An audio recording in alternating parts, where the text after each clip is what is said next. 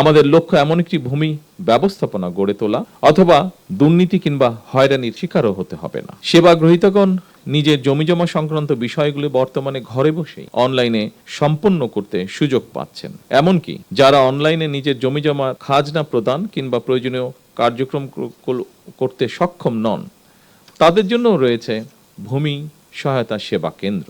বেসরকারি উদ্যোক্তাদের পরিচালনায় ইতিমধ্যেই দেশের 61টি জেলায় বর্তমানে 893টি ভূমি সেবা সহায়তা কেন্দ্র চালু রয়েছে। এসব কেন্দ্র থেকে নির্ধারিত সেবা মূল্যের বিনিময়ে নাগরিকগণ সহজেই ভূমি সেবার আবেদন করতে পারছেন এবং সরকারি ফি পরিশোধ করতেও সক্ষম হচ্ছেন।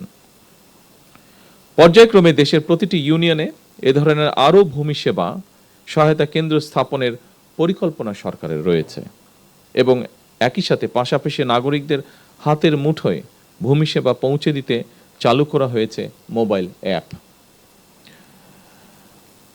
যার নাম দেওয়া হয়েছে, খুব সম্ভব অ্যাপটির নাম দেওয়া হয়েছে ভূমি। সম্মানিত উপস্থিতিবৃন্দ, আমি মনে করি ভূমি জমি ব্যবস্থাপনা যত বেশি আধুনিক এবং প্রযুক্তি নির্ভর করা যায়, জমি সংক্রান্ত বিরোধ সম্পত্তির পথও খুব সম্ভবত তত বেশি সহজ হয়ে যায়। জমি ব্যবস্থাপনার ক্ষেত্রে অনলাইন সুবিধা নিশ্চিত করায় আমি ব্যক্তিগতভাবে বিশ্বাস করি জমিজমা সংক্রান্ত দুর্ভোগ অনেকাংশেই লাঘব পাবে।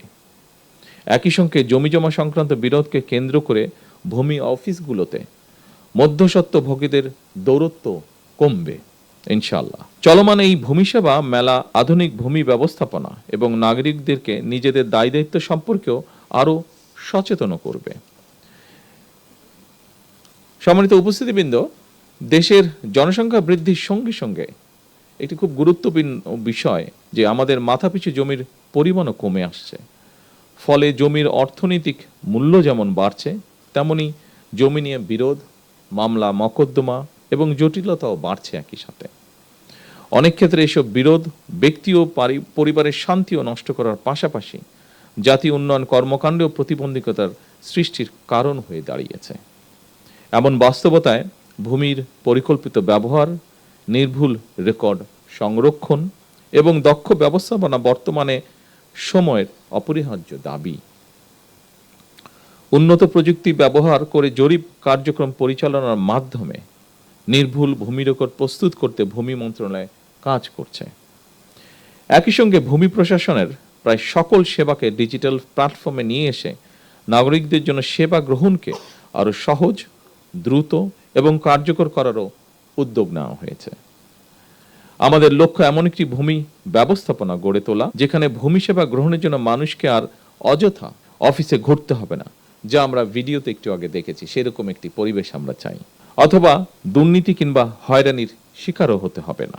সম্মানিত উপস্থিতিবৃন্দ, দেশের ভূমি ব্যবস্থাপনাকে আধুনিকায়ন করে জমিজমা সংক্রান্ত বিষয়ে জনগণকে সহায়তার লক্ষ্যে সারা দেশে ভূমি সেবা মেলা আয়োজন এবং ভূমি ব্যবস্থাপনাকে আরও সহজ এবং আধুনিকীকরণ করার ব্যাপারে আমরা জাতীয় নির্বাচনের কয়েক বছর আগে প্রণীত 31 দফা এবং সর্বশেষ নির্বাচনী ইশতেহারেও বিষয়টি উল্লেখ করেছিলাম।